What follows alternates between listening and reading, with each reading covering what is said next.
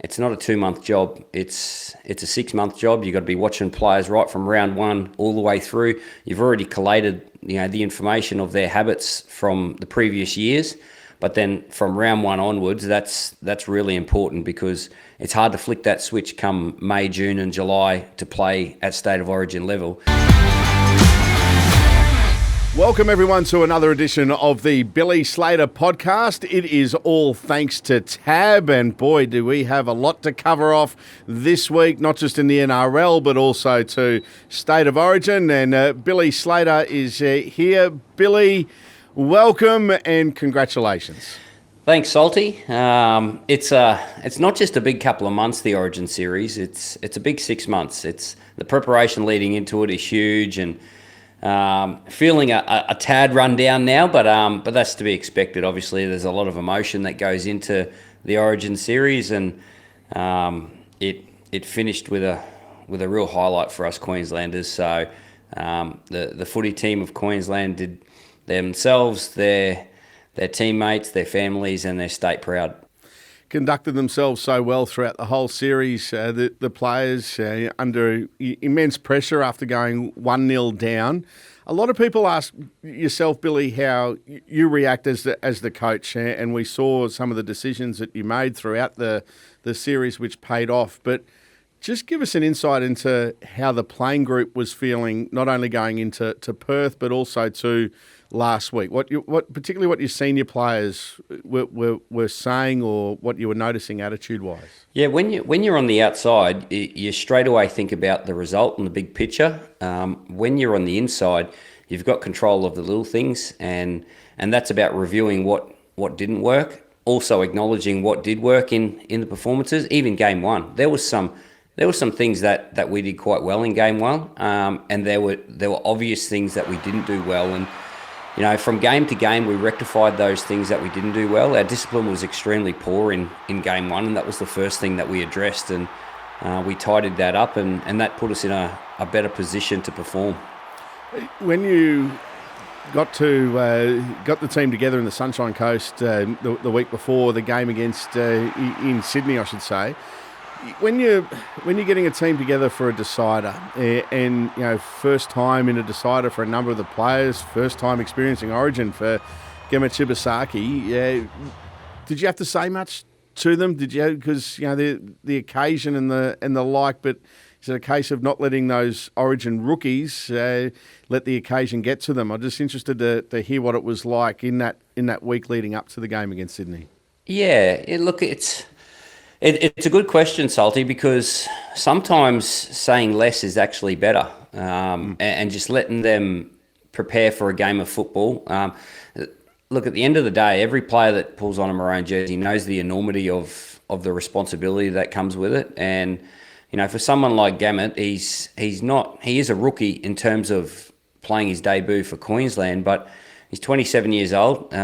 He's had quite the journey, and he's had to work really hard to get to where he is. And if you say anything, it's about acknowledging that journey and acknowledging how hard he's worked and the principles and habits that he's built into his game that has got him in that position. So nothing changes in terms of what you focus on when you go into a footy game. Obviously, there's a lot more attention.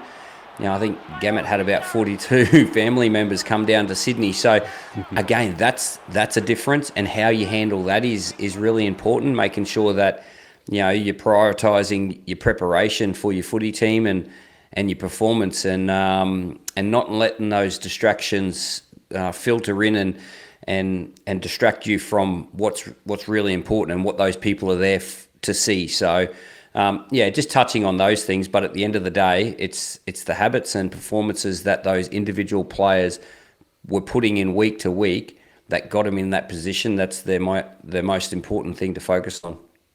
Tell you one thing, just on Gamet, you can just see the confidence that Wednesday night gave him. I thought last night for the Broncos against the Titans, he was very good. Asked a lot of questions defensively, did a lot of clean-up work, and we see that a lot, don't we? Particularly with guys who go on to experience their first Origin when they go back to the NRL, how their game just grows, the belief and confidence that they take from being part of an Origin series. Yeah, that word belief's probably the biggest thing, and self-confidence to go out there and go, well, I belong here now, and I've played at state of origin level, which is probably the highest level of rugby league that you can play, and then you step back down into the NRL, and although the NRL is an extremely high level of rugby league, it's a step below state of origin. So, at times you do feel that pace come back a little bit, and you can see the game a little bit clearer. Were there moments of self-doubt throughout the series with some of those? Well, they were big calls that you made, and I know you don't make them lightly. You think through just about every decision thoroughly. Moments of doubt? No, not really. One thing that they're not, Salty, is they're not guesses. When I make a decision for this footy team, I make sure that I put in the work and understand everyone's game. And at the end of the day, my responsibility is to put together Queensland's best football team. And I'm not guessing. It's a calculated decision, and I make sure that I understand what they bring to the footy team, and it's not personal. It's purely for the good of the state and the good of the footy team. And sometimes it's hard to make those decisions, but at the end of the day, when you're in this position, you've got to make those calls at times. I'll vouch for that too, Billy, because whether we're talking on here on the podcast or privately when we're at the footy, you're across every player that's eligible to put on a maroon jersey. You know what their strengths and weaknesses are. So while a lot of commentators, pundits, journalists, whatever you want to call it, even fans would say, "Oh, well, this has to be the team." You're across all sorts of different options that can go to making up the Maroons team, and it's important to be that way. And that's what I spoke about off the top, Salty. It's not a 2-month job. It's a 6-month job. You've got to be watching players right from round one all the way through. You've already collated the information of their habits from the previous years, but then from round one onwards, that's really important, because it's hard to flick that switch come May, June and July to play at state of origin level. You need to be practicing those habits throughout the whole season, and that's why it's really important for me to not just start work in May. It's all the way from February, March, April, and then into May, and then you've got this database of what players' habits are, and when things arise, like the situation throughout the series of Kalen Ponga going down, and you need to move positions around, and you're more equipped, and that's why it's not a guess, it's a calculated decision. Yeah, definitely. We'll get on to the NRL in just a moment. I want you to take us through Cameron Munster's leadership. We know what he went through and the emotion of what he was going through with the tragic news in losing his father in the lead up to Game 3. But tell us about Cameron Munster, the leader, Billy, and what he brought to the table. Yeah, look, Cameron's always been a leader, and he does it in his own way. I remember when Cam played his debut game for Queensland. It was Game 3, 2017, and he came in and he was the best player on the field, literally the best player on the field. It was Cooper Cronk and Cameron Smith's last ever game. He was filling in for Jonathan Thurston, and he wasn't overawed by the situation. He came out and he played his style of game, and he led with his actions, and he's done that since he's entered the NRL. I know Cameron really well. I've played alongside him, played in grand finals with him. I've played state of origin with him, and I know him personally off the field. And he's a unique character. We all know that, but he's always been a leader. And when the opportunity arose to select a captain, he's always had those qualities. And straight away we think about the textbook captain. There's more than one way to do things, and I've said that a number of times on this podcast. There's more than one way to play this game. There's more than one way to play each position in this game, and there's more than one way to lead. And the maturity that I've seen from Munn since being appointed captain, like, he's still himself, and that's really important to be authentic to yourself, but he's matured in terms of leading the team at training. He's matured in terms of away from footy. So it was a wonderful achievement to hold the shield up as captain for the first time, and then obviously with the hurdle to overcome, the devastation of losing his father 3 days before the decider. He'll remember that for the rest of his life, and so will everyone in Queensland. This is a part of the state of origin legacy now, and what a way to honour your dad. Well said. Well said. What a way. All right.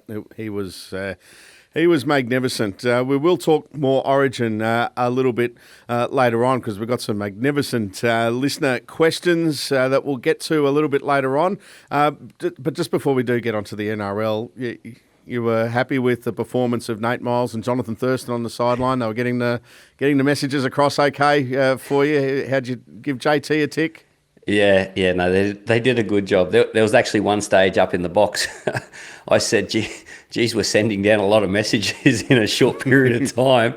And they kept putting their hand up, saying, yep, got it. So the one thing about our coaching staff and our staff in general is they're all great Queenslanders, and they're all in for Queensland. They all do a wonderful job from our security to our physios, Marissa, our massage lady, everyone, the trainers, the staff in terms of the coaches, they all chip in and they all feel a part of it because they all are a part of it. Everyone's doing their little bit for the performance of the football team, and it all contributes.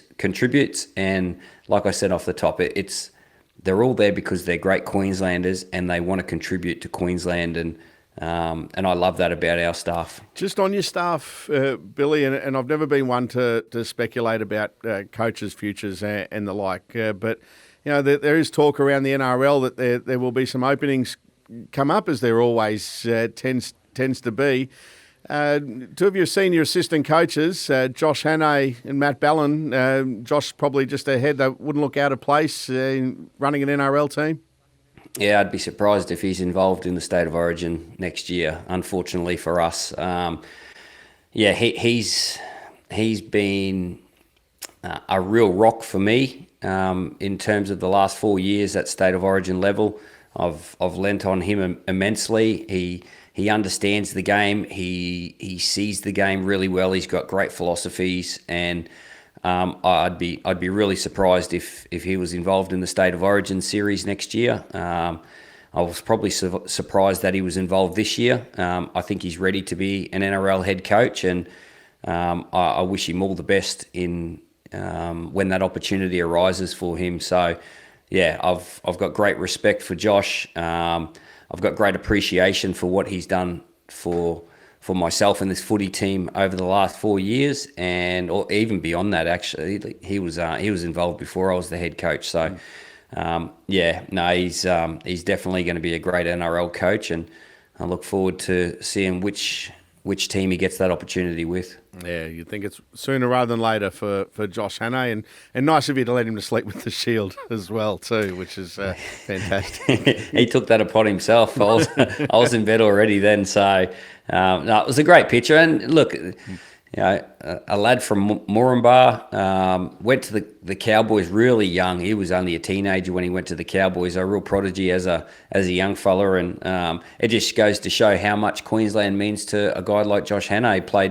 Played 2 games for Queensland, and was a part of that 2006 series, which started the dynasty. And yeah, that little moment, that's a photo to remember for Josh, and he certainly deserves it, because he contributed as much as anyone in our coaching staff to what the boys did this year, and the parts of the game that he really focused on, the players really stood up in. So, deserved that little cuddle with the shield at night. He sure did. He's absolutely tremendous, is Josh Hannay. Let's move on to the NRL, and there will be some more Origin later through some of the listener questions that we do have. But let's get on to Sunday performances, and two teams there sitting 5th and 6th on the table, the Penrith Panthers and the Brisbane Broncos, who have now won 5 games in a row. And in this competition, that's no mean feat. Yeah, they've done a great job through this Origin period. And, the Broncos, I can't remember the Broncos having a period through this Origin season like they have this year. It's been incredible, and it's been a lot of the younger guys, Kiripani, those guys that are really stepping in and playing a great role while the Origin players are out. There was no Payne Haas for the Broncos on the weekend as well, so to win 5 in a row has really put them in good stead for the back end of the year. And the Panthers, who didn't start the season overly well, it looked like they weren't going to make finals, and they went on a bit of a run, and they've won their last 5 games. Like, that's a huge achievement. I still remember a couple of weeks ago they went over to New Zealand and beat the Warriors over there without any of their Origin players. There was no Yeo, there was no Martin, and no Edwards on the weekend as well. And Parramatta are playing an exciting brand of football. So Nathan Cleary came off the bench, and as soon as he came on the field, things started to change. And some of their younger guys are really playing some good footy. Blaze Talangi, and their left-hand side, Jenkins is having a season, and so McLean, he's another one. So they're going to be right there when the whips are cracking, and they know how to play their best football at the right time of the year, the Panthers too. So those two clubs have done a great job over the last month and a half. Yeah, you wouldn't want to be in the top 4 just slipping up slightly, would you, with to allow one of either the Broncos or Panthers to get up to get that second chance into the top 4? Well, we know how important it is. I think it's the second most important thing to have when you hit finals is that top 4 position. The most important thing is to be playing well. If you're not playing well and you're in the top 4, you're in trouble. And if you're playing well and you're outside the top 4, you're a chance. So I think the priority is to be playing your best football, be nice and healthy, and then the second priority is your ladder position in that top 4. One of the keys for Brisbane now moving into this back end of the season, and it's one of the things that pops up in the year where we see sides play each other twice within a short period. In the run to the finals, Brisbane now have got 2 games against Melbourne ahead, and knowing Michael Maguire, and very well also, I think he'll be looking forward to that opportunity just to see where his team is at, to have that solid opposition. Yeah, they'll get a good gauge of where they're at. I think they play the Melbourne Storm twice in the last 4 or 5 weeks. Yeah. So that's going to be a huge test, and I'm pretty sure Craig Bellamy will be looking forward to that challenge as well. He's always loved playing against the Broncos, and the Broncos still haven't got their game 100% right just yet, and neither have the Melbourne Storm. I think everyone's still searching for that good balance of playing football with so much excitement. Both of these footy teams have got so much excitement and so much talent in their game. They're still working out the balance of playing that percentage football, but also pulling the trigger when the opportunity arises. So yeah, it's the next couple of months is going to be really interesting on who's going to play their best football in September, and from here on in, now Origin's over.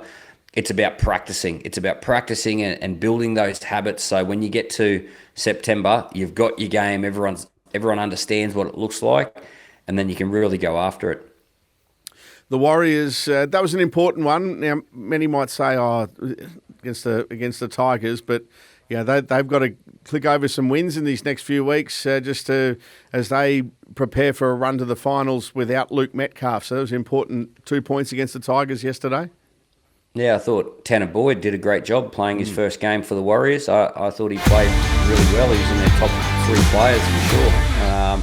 And it was really important that they just settled everything. And sometimes when you have a key position injury like Luke Metcalf going down for the season, even Barnett, that's a big loss for them as well through the middle of the field and some leadership.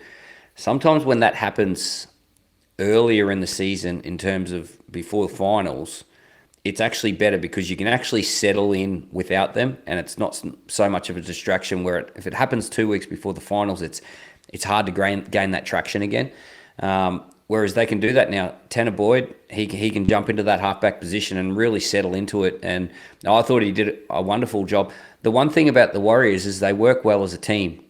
That's what's got them into the position. It wasn't an individual Luke Metcalf team. It was a team performance, and Luke Metcalf jumped in and performed in it. And now Tanner Boyd's doing the same thing. So, the Bulldogs are very similar. And we look at the two halfbacks for the Bulldogs and the Warriors. They're Titans halfbacks. So maybe everyone's saying, the Titans need a halfback. Well, the Titans need a team to support a halfback.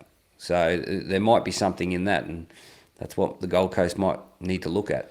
If you want to look even deeper into it, Billy, last week, went through Team List Tuesday and going, hang on, top 4 teams, all of their number 7s are ex-Titans players. In Tanner Boyd at the Warriors, you already mentioned Toby Sexton at the Bulldogs, Jamal Fogarty, and people forget Jerome Hughes was at the Titans as well.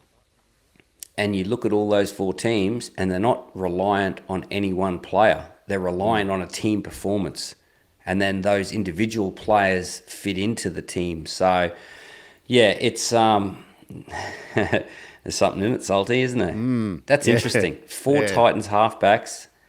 They're the halfbacks for the top 4 teams. Wow. Yeah, that's right. I mean, where to now for the Titans? Billy, we touched on Brisbane beating them yesterday. It's another loss. We know that they're at such a talented list. What do you put your finger on it? I know plenty have got theories and all sorts of things, but a talented team, but it's just not happening for them. I think we've just answered our question in our last question. So, there's no secret to it. You look at the Canberra Raiders. They're all working together. There's a great environment and a great team culture that you feel down in Canberra. And it's the same with the Warriors. It's the same with the Bulldogs. The Melbourne Storm have done it for a long period of time. The Roosters are doing it. Everyone wrote the Roosters off at the start of the year, but they've just got this team togetherness, and then everyone fits into that. And you don't get it right all the time, but the more you are connected as a footy team and rely on the effort areas of the game, then you're not so reliant on individual brilliance to win you a game of footy. Friday night, it was a terrific game, the Sharks and the Dolphins. I was there at Shark Park, and while we saw some great tries, Nico with his double, a couple of terrific long-range tries, I walked to the car after the game just marvelling at the match-winning play from Toby Rudolph, saving a certain Jeremy Marshall-King try, and in doing that, saving the game for his team. That was a great play from the Sharks front rower. It was the difference, wasn't it? It was 24-12 in the end, the scoreline, and you probably think, one play didn't change the result. It absolutely changed the result. If Jeremy Marshall-King scores there, which he should have scored, that's a try-scoring opportunity that the Dolphins let slip. That was the difference in the game. They win the game, the Dolphins, if he scores that try. And it wasn't so much like Toby making the play, because halfway on that run, Jeremy Marshall-King ran straight past Toby Rudolph, and it would have been so easy for Toby to just go, okay, I tried and I just wasn't quite quick enough. But he didn't give up. He didn't give up on the chase, and he dived, and that can actually change the whole season. That moment can change the whole season about how you think about your footy, and they're the effort areas in the game that you really celebrate as a footy team. Like, that'll be getting celebrated. They'll have posters on the wall down in Cronulla, and that's the standard. That's the standard. Any less is actually picked up and going, hey guys, is this to the standard of Toby Rudolph? So that can really change your season. So on top of that, I thought Nico Hines played. He played confident. He looked like he just wanted to go after his game. Everyone talks about, Nico's got to run. No. Nico's just got to play. Nico's just got to get the ball, whether he passes, whether he kicks, whether he runs. He's just got to be confident to play the game. And when he does that, he's a great player, and he can set up tries, he can score tries.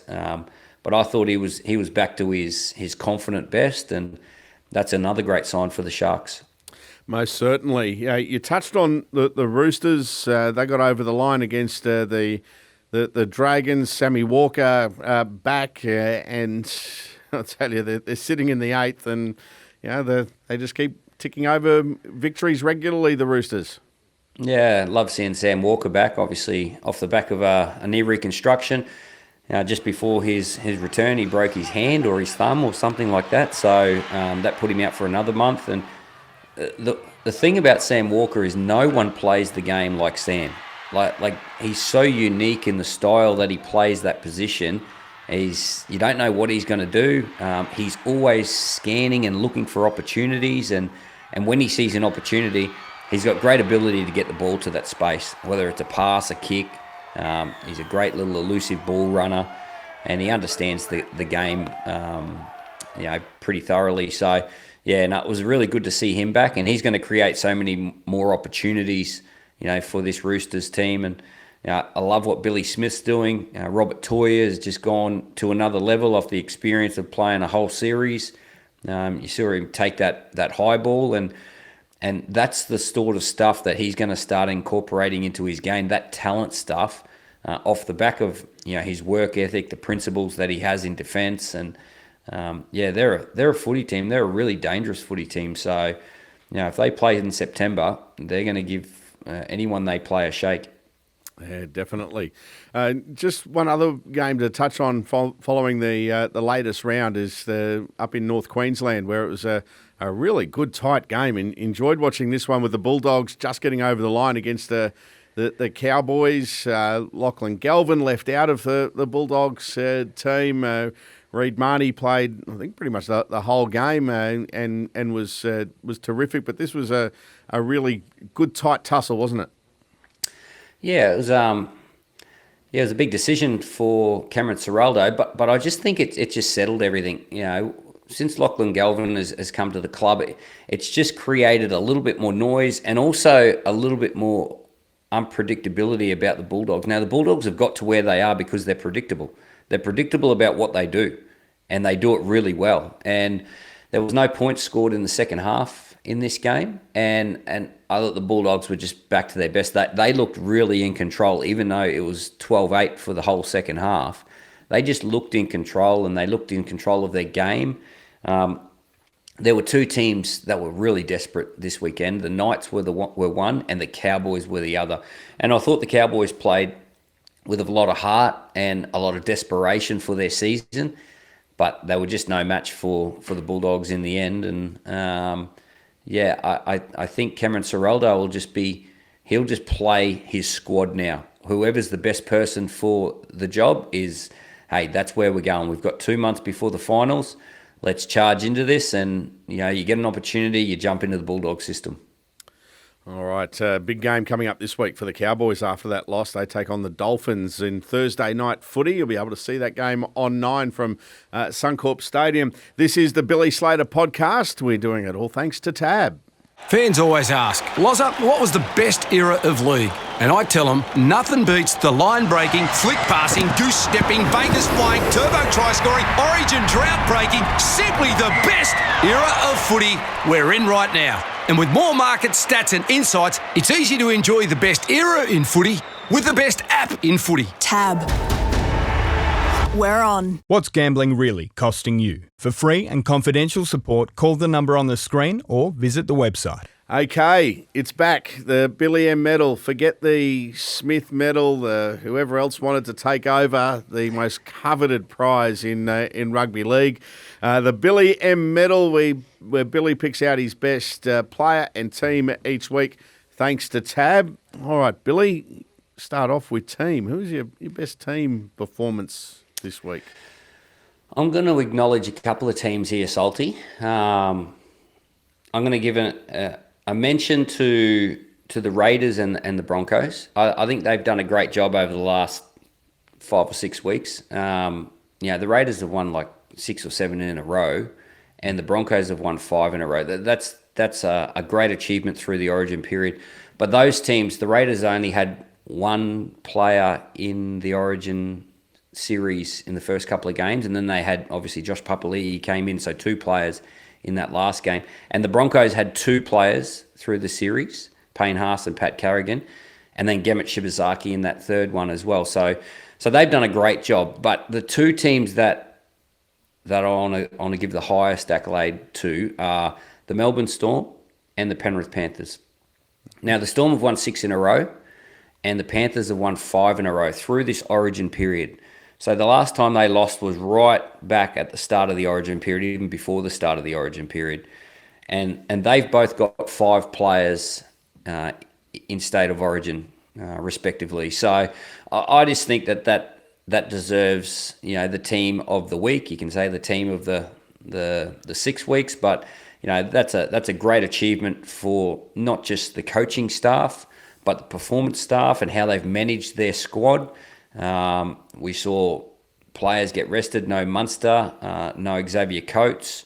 A couple of players backed up for the Melbourne Storm, and so did the Panthers. So, there's a lot of science. There's a lot of gut feel about decisions around that, and there's a lot of consultation with the players. So, those 2 teams, and those 4 teams in particular, have done a great job through this period, and I'm sure now they'll be resting their players through the week. They'll give them 3, 4, 5 days off through this week, and then they'll charge straight into the semi-final period, try and build that team unity. Everyone's back together, everyone's training together, and let's go after this competition.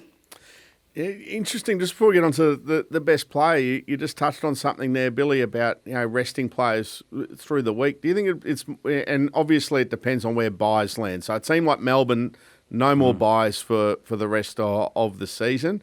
I think Brisbane's got their last bye coming up this week. But in managing the load of players, do you think if you're able to just ease up their training during the week to say, okay, we don't want to see you for 3 days, but turn up for captain's run or a couple of training sessions, and so they're not missing games? How's that balance work? I think when you ask most players from here on in will say, I want to play. So the alternate to having a week off playing is have a bit of time off during the week. And for those players that backed up on the weekend, so the Harry Grants and the Trent Lieros and Nathan Clearys, Panthers is a different one because they played yesterday on Sunday. Now they back up on Friday, so that's a short turnaround. That's 3 games in a real short period of time. For Nathan Cleary, I think it's like 9 days. So, I'm not sure how they would work that, but I think Harry Grant and Trent Liero, those sort of players, they will nearly have the whole of this week off, and we'll see you at captain's run on Friday, and you freshen yourself up, you get away from football, and then come back and play the game off the back of that. So if you can't afford to give a player a game off, then it's probably 4 or 5 days off during the week. Well, there was Christian Wolf's reasoning for not playing Hamiso on Friday night. It would have meant 3 games in 8 days with the Dolphins playing on Thursday night. Absolutely. And that takes us into the award for the player of the weekend, and it goes to a player that actually backed up. This guy played 70 minutes for the Broncos yesterday off the back of playing an entire State of Origin series, and it's not just the physical toll that the State of Origin series takes on you. It's the mental, it's the emotional toll that it takes on you as well, and that's Pat Carrigan. I thought to rest Payne Haas, that in itself would have had Pat Carrigan going, okay, well, I really need to stand up here, and to play 70 minutes in the middle of the field against a real rival for the Broncos in the Titans. They've got some big guys in the middle, and they went after the Broncos as well. You think Mo Fodawaker, Tino, Big Reg, they really went after the Broncos, and Pat Carrigan stood there tall for 70 minutes, and a big reason why they come out on top. So, he's the player of the week.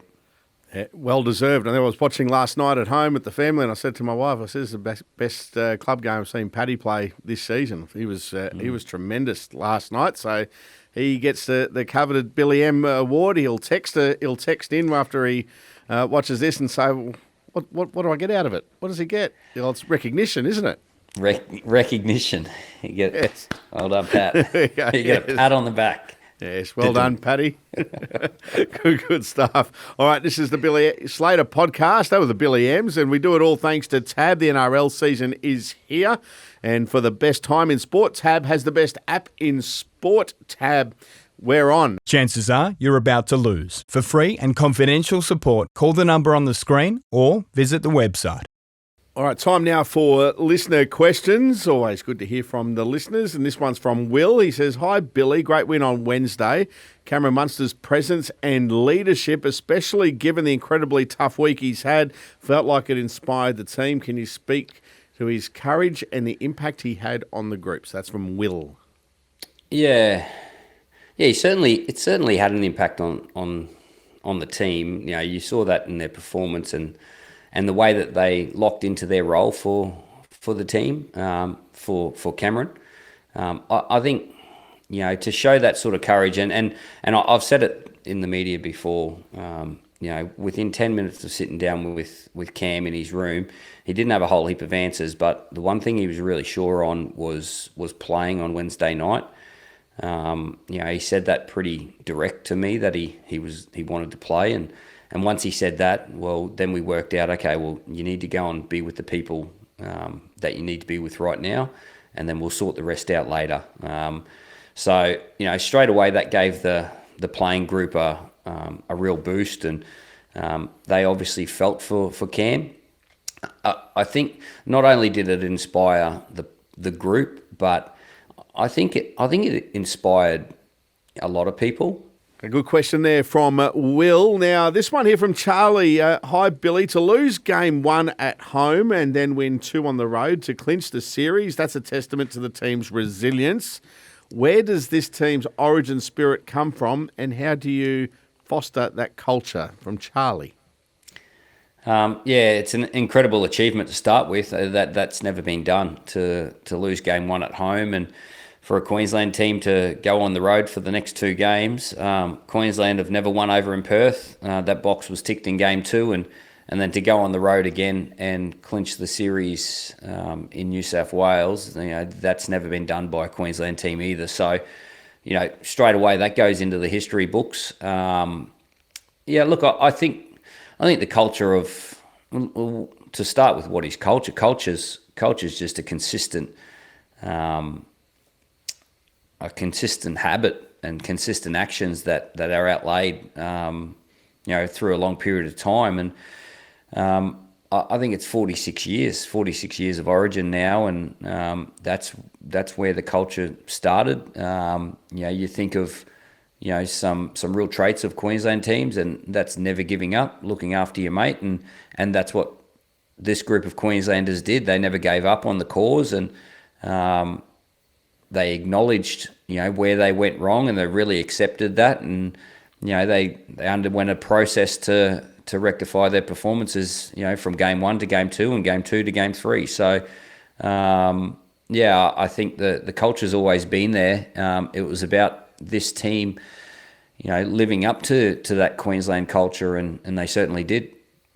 All right, good question there from Charlie.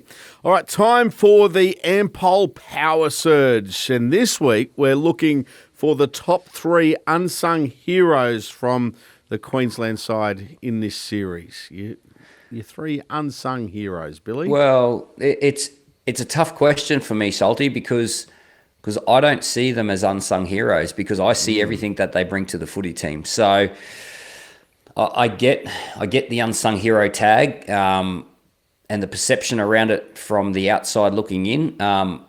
But I actually see, for the 3 guys that I'm going to talk about, I see first and foremost the value that they bring to the footy team. The first one is probably, and I'm going to call it an unsung hero, because it's, you know, there was some performances in game 3 and in this series that probably overshadowed this guy, and that's Harry Grant. I just think, looking back and watching game 3 again, Harry Grant's effort and some of the plays that he made, you know, he played 80 minutes in the middle of the field, and, you know, no one made more tackles than Harry Grant, and some of the positions that he found himself in off the ball were incredible. And it's typical Harry Grant style, the way that he plays, and he always cleans up a lot of work. So, yeah, he's certainly one guy that I would put in this category that probably just didn't get acknowledged for the performance that he outlaid, and coming off the back of, being below his best in game one, he really turned that around. So, he certainly needs an acknowledgement there. The second guy is Lindsay Collins. I thought he was super throughout the series, coming off the bench, and you really knew when Lindsay Collins was on the field. Just charges into the defensive line with no fear and no care for his own body. He really committed and checked his body into the footy team. And the third guy is Trent Liero. I thought he had a super Origin series. It's obviously the first time he's played for Queensland. He played all 3 games, and the last 2 games he started and played long minutes. So, I think he's a little bit like Harry, does a lot of the work in and around the middle of the field, which you need in a footy team. And, Trent really elevated himself to, a State of Origin player this year. And I'm sure he's going to be another guy that reaps the rewards going into the next couple of seasons, about really believing where he belongs in this competition. For sure. 3 very worthy mentions there, but as you said, I'm sure you would have loved to have mentioned at least a dozen more as well too, and have good reason to as well. So terrific recognition for those 3, and that is our Ampol Power Surge. Whether you're cheering on from the sidelines or from the living room, Ampol's got your back on and off the field. Proud to power Australia's own sporting nation, and we love having Ampol on board. Incidentally, just with our listener questions, you can always email us if you want to be part of the podcast. billyslaterpodcast at 9.com.au. billyslaterpodcast at 9.com.au. Billy, round 20 this week, and we've touched on it earlier. Huge game for both teams to kick things off on Thursday night, with Dolphins taking on the Cowboys at Suncorp Stadium. Well, it's a huge game for both teams. They're both sitting outside the 8, and only just outside the 8. The Dolphins are in 10th position, but they're only 2 competition points outside the 8. It's desperate time for the Cowboys now. They really need to go on a run, and it needs to start now. They can't wait another couple of weeks, because the competition will just be long and gone, and they'll be looking for holiday destinations in September if they do that. So we saw the desperation in the Cowboys last week against the Bulldogs, and that needs to be replicated, and they need to find a way to climb that ladder.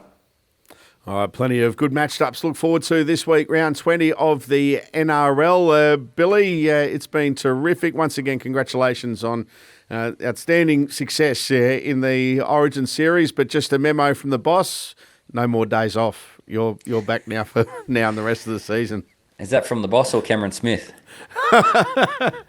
He thinks he's the boss, Cameron. That makes him more dangerous. For a while. Good stuff. Enjoy a few days off again, Billy, and we'll see you at the footy across the weekend. But don't forget, folks, another episode of the Billy Slater Podcast is out each Monday. Have a great week, Billy.